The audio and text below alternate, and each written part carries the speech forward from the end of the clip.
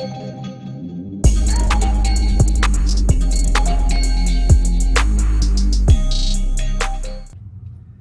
guys, Brad Halleck from BH Cosplay. I wanted to put together a quick video on how to build a pretty basic insulated box that you can put over your 3D printer to help keep the heat in, especially when you're printing with ABS plastics.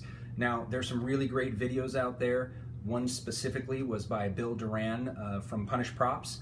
Please make sure you check that one out. It's got a lot of really cool features like a hinge door and a hinged top to allow some of the heat to vent. The one I'm doing today is a real stripped down version, and it doesn't have nearly the bells and whistles, but it really does a good job of keeping the heat in so that your prints, especially with ABS, aren't going to delaminate or have that problem where they warp. So why don't you come along with me and I'll show you how I did it. I know when you're cosplaying it's super important to keep a budget in mind, so I wanted to make sure that I didn't spend any more money than I absolutely had to. I had a few of these materials laying around my shop, but all of them can be purchased at either Lowe's or Home Depot or whatever home improvement store you have near you. This is a lighter density foam, so you do have to be a little bit more careful with it. It's about the consistency of a styrofoam cooler. Lowe's also had another option, which was a higher density foam. It was colored blue, but the problem with that was it's a lot thicker, 2 inches thick, and it's about 3 times as expensive. If you have a Home Depot near you, they also have a lot of different foam options. They have a pink insulation foam that you can get in varying thicknesses. It's a little higher density than the styrofoam I'm using, and it also is sold in smaller sheets. So if you don't have a truck to haul it to your house, that might be a better option. I had a couple pieces of plexiglass laying around my shop, but if you don't have that laying around, Home Depot or Lowe's have you covered.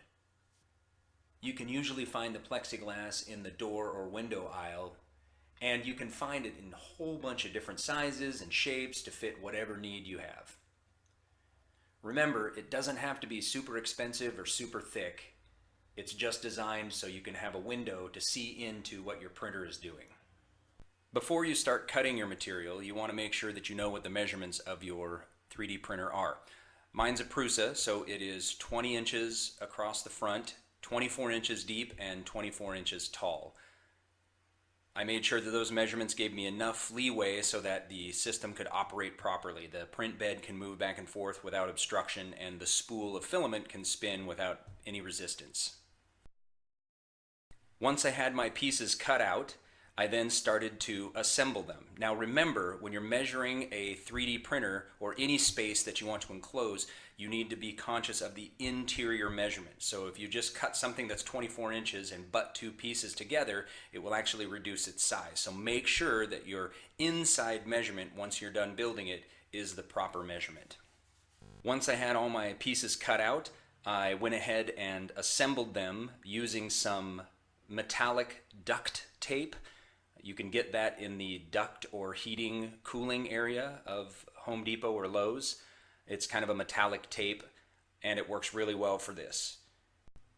Once I secured the edges with this tape, I used 3-inch woodworking screws, and I screwed them in incredibly carefully because you're dealing with styrofoam and it can break very easily. So if you're going to use the screws, be very careful. They can very easily strip or damage the foam. I use them because I wanted a little extra support. You might not need to if you don't want to. The tape, if you use enough of it, can work just fine.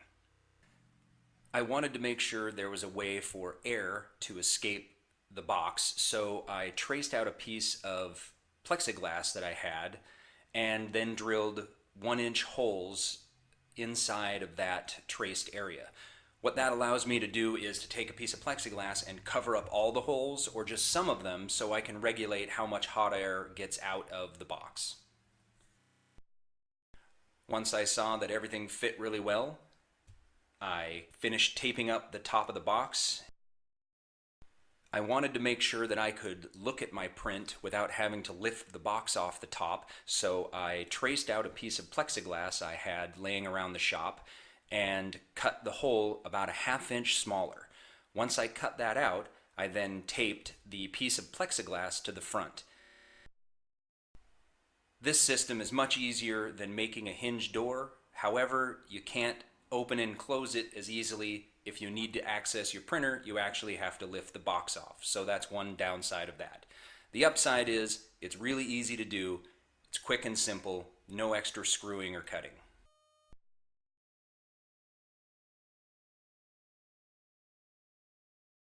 Okay, so I just finished building the insulated box, and now I'm going to see if it fits on my printer.